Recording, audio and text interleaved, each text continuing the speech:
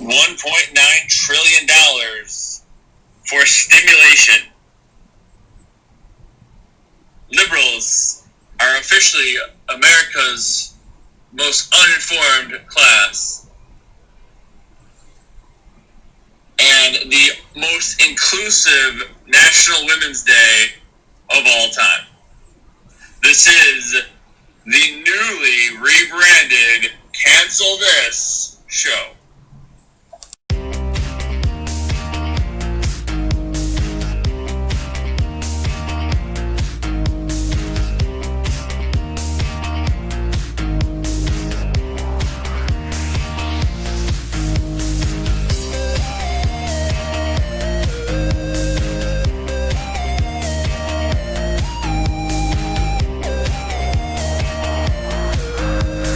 This is Cancel This show. Fights back against the cancel culture and the noise of the woke folk. I'm your host, Yo Gabba Gabba. This is the recording from St. Patrick's Day week of 2021. And we're going to start off talking about feminism. Why feminism is becoming just another F word. Or capital F word. Straight white male, we're going to talk about feminism. This should be fun. So feminism continues to fail. And like most organizations, if they get everything they want, they cease to be useful and cease to exist.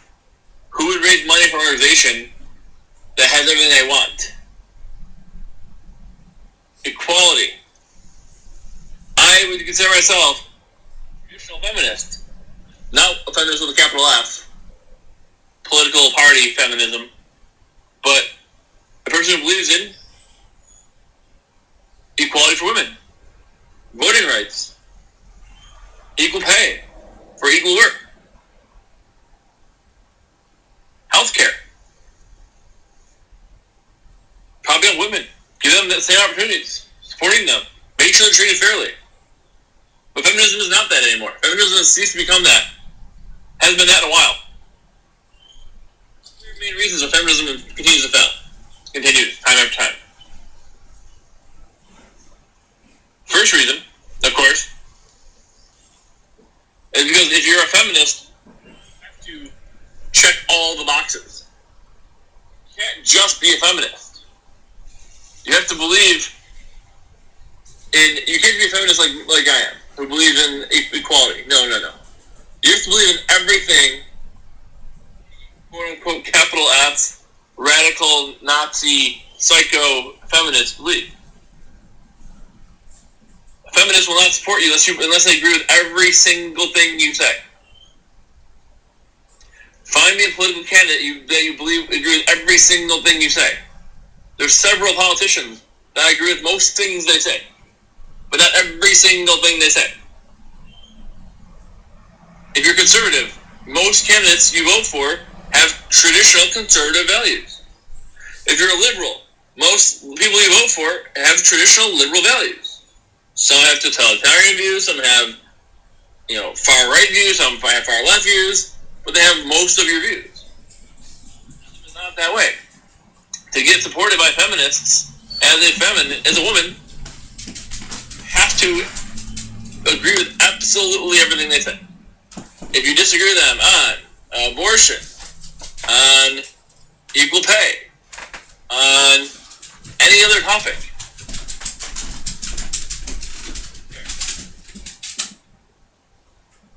gay rights, if you disagree with any of those things, you don't get supported. Feminism, baby. Feminism. Reason number two feminism continues to fail is because feminists only stand up for feminists. That's the first point, but a little different example. You should believe that all women should be treated fairly and justly.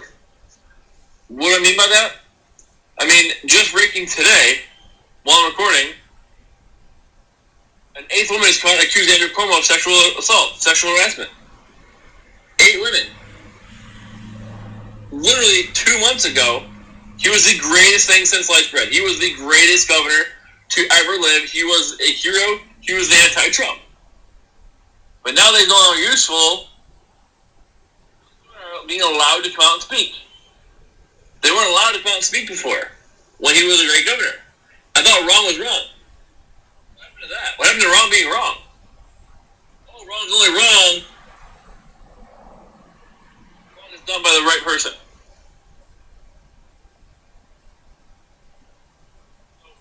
When Kamala Harris, vice president, you can't say anything about her. You can't even discuss her policies. You can't disagree with her. Or you're just mansplaining and being anti-woman. Bigot.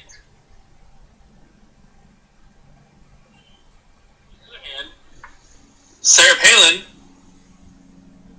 runs for vice president, and she dares to wear a different dress to all her events. Different outfit. How much money is she spending? Imagine if she wore the same outfit to an event. She'd be made fun of. But then again, feminism only matters to the right kind of person, the right kind of feminist. I'm not saying that if you disagree with somebody, you should vote for them. I think that's stupid. I don't think you should vote for a person just because of their race, age, gender, sexual orientation, any of those things. But you should agree that they should both be treated the same. I mean, even if you disagree with Barack Obama, you get the same opportunity to speak as a white man, right? So how come a woman who is pro this or pro that or anti this or anti that is tossed aside, thrown out of the ability to speak? Because we disagree with what she says. Okay, but she should be treated like everybody else. When you subjugate her, throw her to the back bench,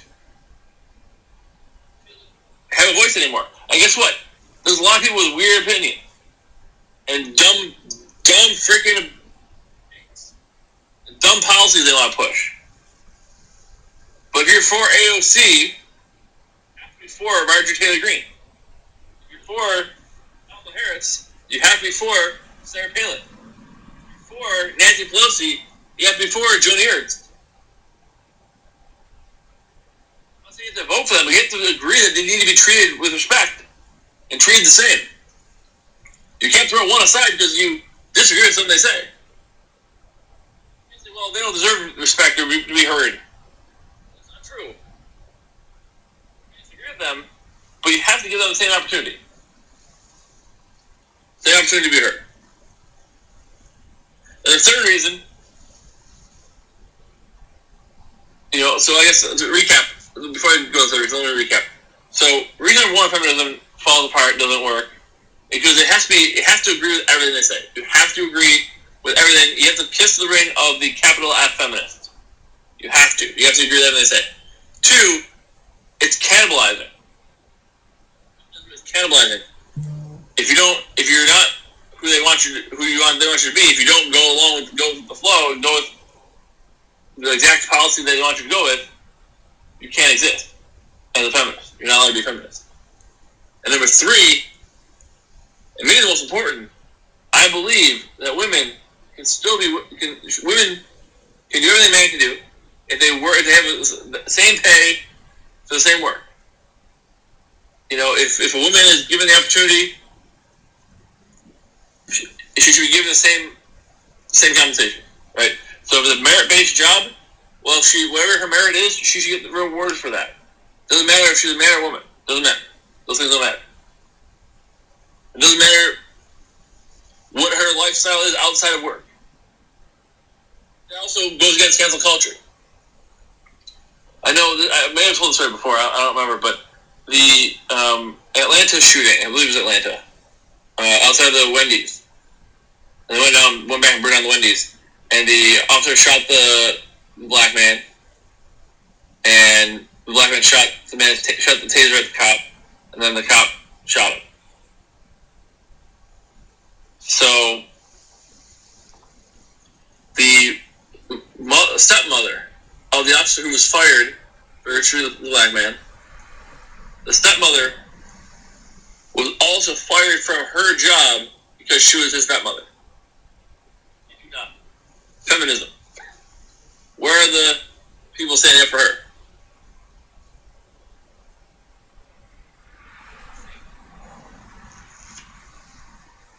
So you shouldn't be fired because guess what? You can go satanic worshiping cults. Too much out of work. It shouldn't affect your job.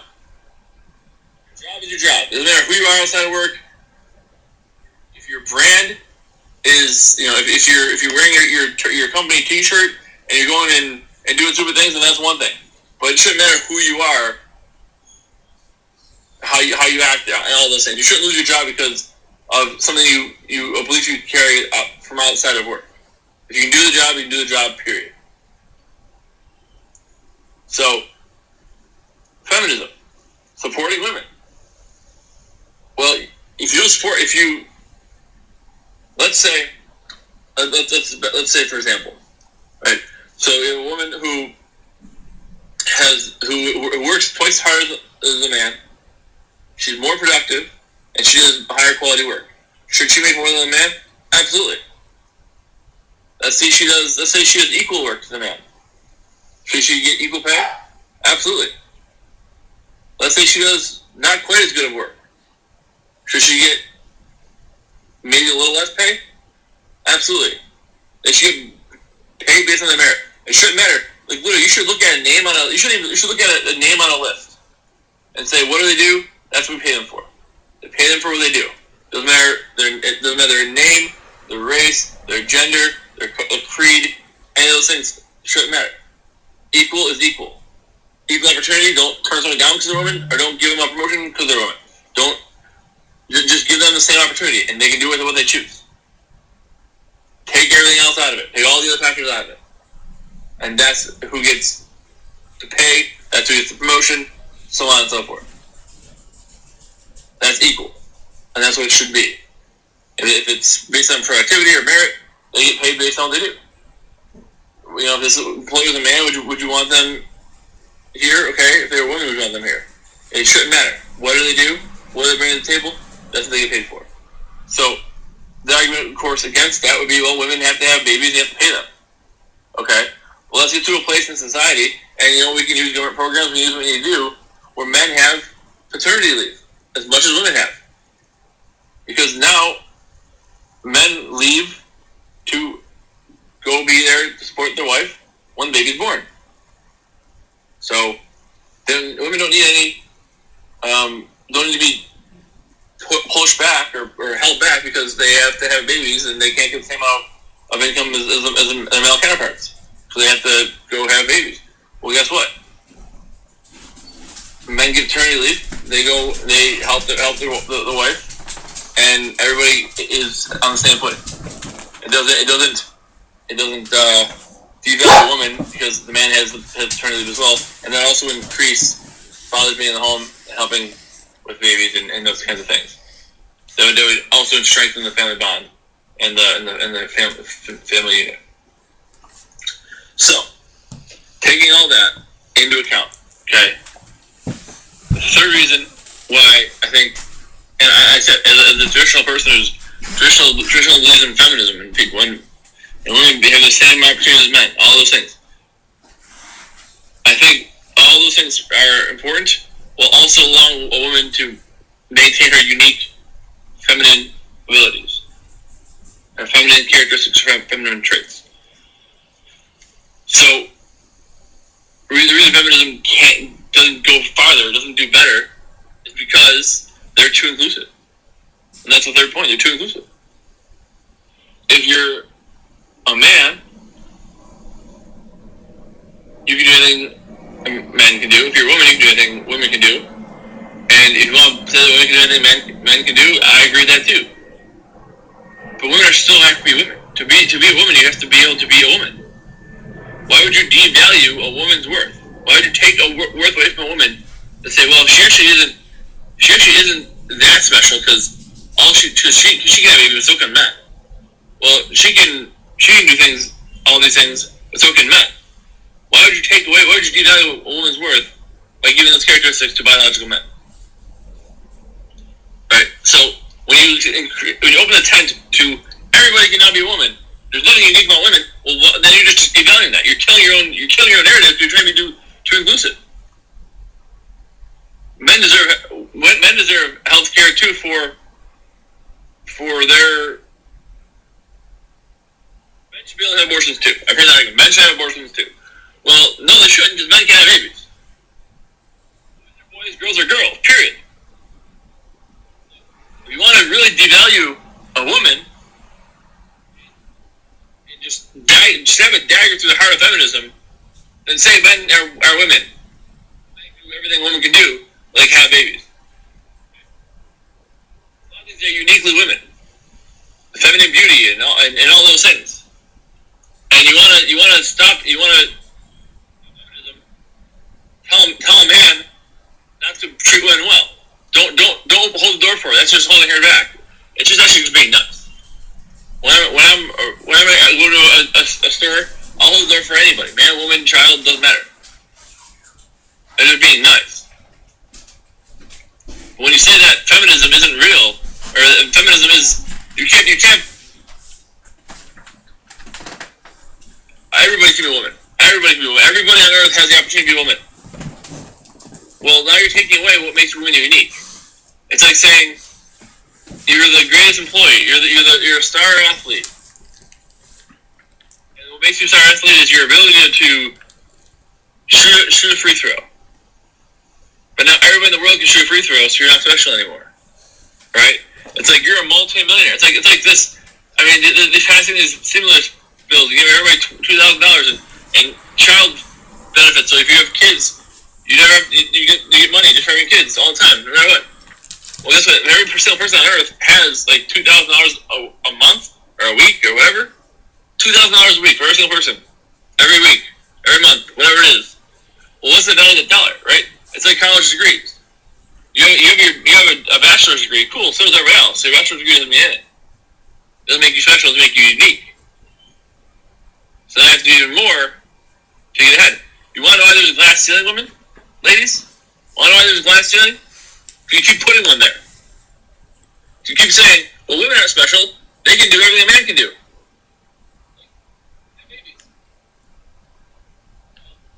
You give the same characteristics to men they give to women. You're not making it any easier for women. Support each other and see what happens. And don't just be like, well, we don't agree with her, so we hate her. Give her a chance. Don't put a glass ceiling in front of people you don't like. Guess what? You're going to be the one stuck underneath it. And that's why feminism continues to fall apart and continues to fail. So switching gears here, let's go ahead and talk about the right for free thought, right? I mean, when people do stupid things, they get stupid consequences, right? You do stupid things, you get what you get for being stupid. Well, now the left, I really think, and this is now not classic liberals. I mean, the left has become totalitarian, and let's call it what it is. They're totalitarian. They don't want to let you have a thought that goes against their narrative, even if it's a stupid thought, even if it's something that you will be shamed publicly for having that thought. They want to take away your ability to have that thought. That's what they're all about. They want to take away your ability to have thoughts they disagree with. So they have really a new idea, and it's using the cancel culture. Of course, that's what it is. You cancel somebody if they do something you disagree with, and even if it's not controversial, even if it's something that they don't agree with, that the left doesn't agree with, they're totalitarian. Freedom should be, we should still have freedom, even if there's people who aren't good or do bad things or say bad words or whatever. There still should be an element of freedom. There should still be an element of choice to that. You can make the decision to do good things or bad things. But the left wants to take that opportunity away from you. They want everything to be either banned if it's bad. If they decide it's bad, if the group of people who are in charge, quote unquote, decide something is bad, now it's banned. Now you can't do it. No matter what you want to do, you can't do it. It's banned. No good. Bad. Banned. So, I mean, the writer of the New York Times, the medical expert, who's the medical reporter, he's on a field trip with kids a year or so ago. They went to a museum or a zoo or something, and one of the kids asked him if it was offensive if somebody said the N-word. And he asked what was the context? In other words, are they saying it because they're a rapper and they're trying to, be funny? Because that's maybe still wrong, but not as wrong as, saying I hate those N-words, right? What's the context? Well, that story came to light a year or so later, and he was fired for asking the question. For asking a question to get clarification on whether something is right or wrong, instead of just saying, no, it's wrong, you can't say the word. And you're right, it probably is wrong to say the word, but should somebody lose their job over it? Cancel culture is really, I think of the book The King of Torts. And with cancel culture, I think it really is huge. I think it's a book that really looks into kind of cancel culture, right? I mean, so many people, are saying, their whole job, their whole existence, the only reason they have an occupation is to get people canceled. Right? That's the only reason they exist. Some Twitter bots or Taylor Lorenz, for example, right? Taylor Lorenz on Women's Day said that she was getting hate from people, and they said, don't bully me on social media, blah, blah, blah. And I'm with you, don't bully anybody. There's no reason to bully anybody. Let people live their life, they do them, you do you. Right? But now she's saying, I'm being bullied on social media. Well, your entire job is to get people fired. You dig up dirt on people from 10 years ago, when times were different, and we weren't as progressive and all those things. You dig up things from people's past that they said, and try to bring skeletons out of their closet to just get them fired. And now you're wondering why people hate you and they give you hate. You kill and ruin some people's lives before they come after you. And the King of Torts is the book. They say in the book, he goes and starts suing all these big companies in class action lawsuits and making all the class action lawsuits. Nobody makes money except for the attorney. So he's suing all these people, makes all this money, and then eventually somebody turns around and sues him for not taking care of his clients, just getting himself rich. And that's kind of how cancel culture is. You can only cancel so many people until somebody comes after you. So how about you just let people live their lives, right? If it's bad, if it's something that is determined to be bad by quote-unquote society, then it has to be banned. There has to be a law against it. The government must step in and prohibit it. Now, the government is notorious for making very vague laws that have to be interpreted. So, hate speech or offensive language, well, that could be anything. Anything that's determined to be hate speech could be anything you disagree with. That's where we're headed. So, I mean, I don't know. I really don't know what we can do about this, but hate speech, offensive language, we have to cut it off. Anybody who's offending anybody or says anything that makes somebody feel uncomfortable, we have to make it a crime to say those types of things. Okay? Well, that's certainly not going to make anybody tougher. It's certainly going to wimpify the country quite a bit more than it already has been. But we have to ban offensive language. Ban it. No offensive language for anybody ever. Alright. Well, then you're getting now, if you want the government to step in and make laws to protect against people who have their feelings hurt, I mean, you're going down a very, very slippery slope and a dangerous, dangerous path. Either way, I don't think it's the government's job, and I don't think the government should step in there. So, banning everything that is deemed bad, and then on the other hand, everything that is deemed positive or good has to be mandated. A government mandate. So the government has to not only ban everything that the woke left doesn't like, that could possibly hurt their feelings, They have to mandate everything the woke left likes. I mean, that's not really how it's supposed to be. People supposed to have the freedom to make choices. If they make good choices, great. They get what they get. If they make bad choices, great. They get what they get. It shouldn't have the government to make that decision. Society and karma and all those things, you can't mandate that. You have to let people give people the right to have free thought. That's all I have to say about that. I do want to take a minute here before we wrap up here to talk about HR 1. I could take all day talking about HR 1. What HR 1 is, House Resolution 1, the whole point of HR 1 is to mandate, is to federalize all elections. All elections at every level have the same rules. Now, you might think that's a good idea, but of course the rules aren't the Florida and Texas rules. You know, the states that got all their ballots counted on election night, let's say. So election night 2020, all the ballots that are counted and tallied in Florida, right? Florida knew who won pretty much by 10 o'clock. They knew who won. All the ballots were counted. Texas, same way. By 1, 2 o'clock, in the big state of Texas, all the ballots were counted. They knew who won. That's not what they're trying to do, though. They're trying to make every state like California, like New York. New York, by the way, there was a assembly or congressional district that was decided about a month ago. So we're recording this in March. It took them 3 months to finally decide who won the assembly race, the congressional seat.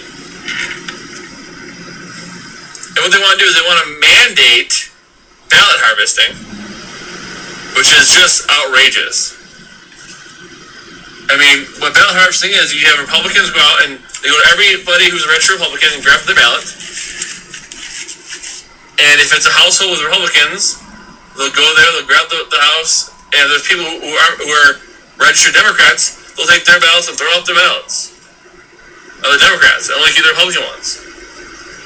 Or Democrats do the same thing, vice versa. They'll go to a house where there's mostly Democrats, they'll collect all the ballots of both people, and they'll throw out the Republican ones. You mean to tell me that won't happen? Power corrupts. Look at every politician. There's so much corruption. So, they want to mandate ballot harvesting. They want to sign up every single person who has any interaction with any government agency. Right? So if you're signing up for food stamps, you're automatically registered. If you become a U.S. citizen, you're automatically registered to vote. Now, of course, I know a lot of liberals who are like, well, why are the Republicans trying to stop people from voting? Why are they trying to stop people from voting? Why do they want to suppress the vote? My argument is, why do you need to enhance the vote? If you can't win with people who normally vote, get people out who don't normally vote, it's fine. But why do you have to add to the rules? Why can't you just get a majority of people to vote? Why can't you just get a majority? I mean, you can say liberals say, oh, conservatives want people to vote. They don't want people to vote. I want everybody to vote. I want everybody who's allowed to vote once. Not twice, not 3 times, once. Right? So liberals, though, they're all about, oh, we gotta make sure everybody votes. Really, because it seems like they always want to add people to the country, add strong Democrat voters through illegal immigration, and then they want to add rules to make it more difficult to stop fraud. If your policies are that great, if you're just, the greatest policies, everyone wants to do what you want them to do, and they're all excited to vote Democrat, why do you have to keep changing the rules, make it easier for fraud and harder to stop fraud? So HR 1 also mandates that everybody be registered. So if they change their name or their address, they can register day of election. On election day, they can register it on election day, and they can change their name and address on the spot with no ID. Because also it bans voter ID. You cannot ask somebody for their ID. Now, to do anything in the country, you have to have a license. To buy alcohol, to get a home, to get a vehicle. But now, not to vote. Right? Not to vote. Why? Maybe it makes it more difficult to track down fraud? Maybe, perhaps? I don't know. Just a thought. Maybe. It also makes 15 days before Election Day. They have 15 days to vote pre-Election Day. 15 days every time. COVID or not. And every single person in the state gets a ballot. That's not gonna. And of course, they're making it more difficult to clear the voter logs too. So if somebody dies, they're sending out a ballot mail to their house. What does they have in that ballot? If you're so confident in your message, play by the rules. Don't change the rule, right? It's like you win, and I have to change the rules so you can win more often. But if you know what you're doing, if you're good at what you're doing, your messages resonate with most people. Why do you have to keep changing the rules? You know, they say Republicans are for voter suppression. Maybe they are somewhat. Maybe they are somewhat for voter suppression. But Democrats are for making it easier to cheat. And if you're not morally gonna, can't bring yourself to cheat morally, then you're behind. You're in trouble. You're gonna lose. It's crazy. It's just crazy to me. So we'll be back soon. Next few days, next couple weeks or so, or whatever. Probably try to go out at least every week, if not more often than that. But definitely be sure to subscribe. So don't miss anything. Get all the updates. And check back, so you can be informed and share the post. Tell your friends, spread the word. We definitely want to get this out as much as possible. Definitely subscribe right at the bottom of the page there. Like our YouTube channel, Pavement Row Productions on YouTube. Like our Facebook page, facebook.com/Pavement Row Productions, and you can email the show directly to pavementrowproductions@gmail.com. Thanks for listening. We'll definitely be getting out more content soon. A lot more to talk about. Always lots to talk about, but I do want to sign off with a new sign off, some different, some really dumb. It's like really, really dumb. I mean, it's a dumb sign off. It's super dumb. It's the dumbest thing, like dumb things. Really, really dumb. This is really dumb. The sign off's really dumb. Until next time, I'm signing off. Bye, Dan.